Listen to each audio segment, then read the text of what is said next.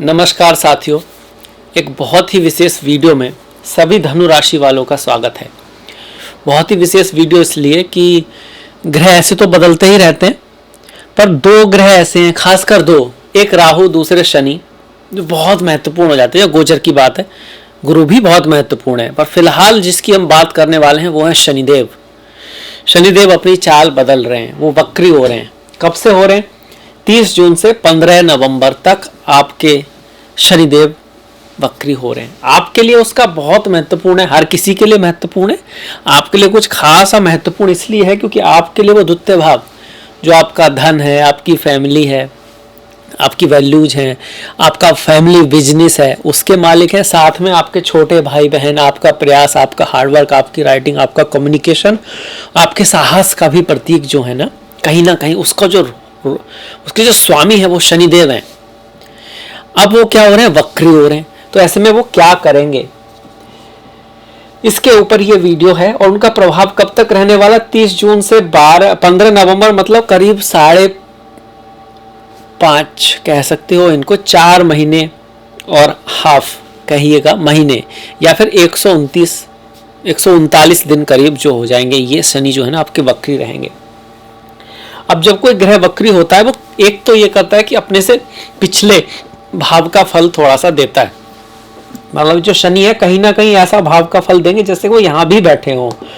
तो हमको सावधानी क्या रखनी है? धन के मामले में, पैसों के मामले में, फैमिली बिजनेस के मामले में थोड़ा सोच समझ के करना है। कोई बहुत बड़ा निर्णय ना ले तो अच्छा है। अगर आपकी मजबूरी ना हो तो धन से संबंधित, फैमिली से संबंधित हमको थोड़ा ध्यान देना यहाँ पे पड़ेगा ही पड़ेगा। कुछ चीज़ों में ये हेल्प भी करेंगे आपके।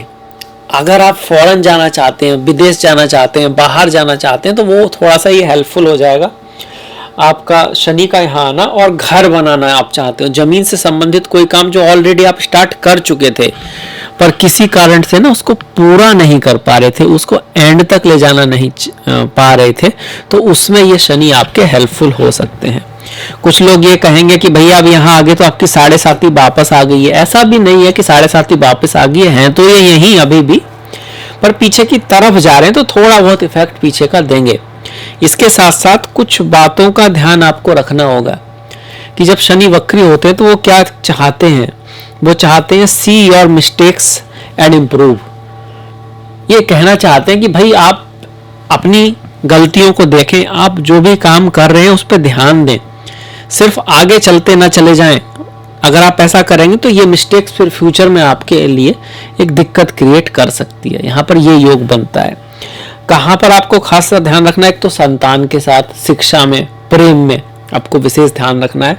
पिता के साथ, अगर आप हायर एजुकेशन वगैरह में वहाँ पर, या फिर आप कहीं फॉरेन के लिए जाना चाहते हैं, तो सब चीज़ हम ना चेक करके रखना है हमको। कोई इन्वेस्टमेंट आप कर रहे हैं, इन चीज़ों में आपको बहुत ध्यान रखना है। यथार्थवादी, यहाँ पर आप ये सोच रहे हैं कि आपने किसी स्टॉक में पैसा लगाया क्योंकि पंचम भाव स्टॉक का है, और आप सोच रहे हो अचानक से पैसा बढ़ना चाहिए मेरा, तो वैसा नहीं हो पाएगा। उसी हिसाब से प्रैक्टिकल चीज़ों पे ज़्यादा अपनी अप्रोच करें। भाग्य भी धीरे धीरे ही साथ देगा।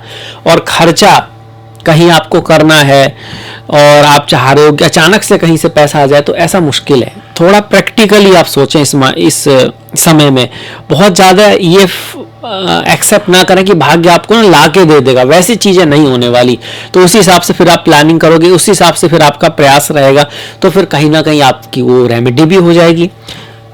इसके अलावा शनि कहते हैं कि भैया फॉलो धर्म का फॉलो करो, आप अपने सही रास्ते से चीज़ों को। अधर्म क्या है?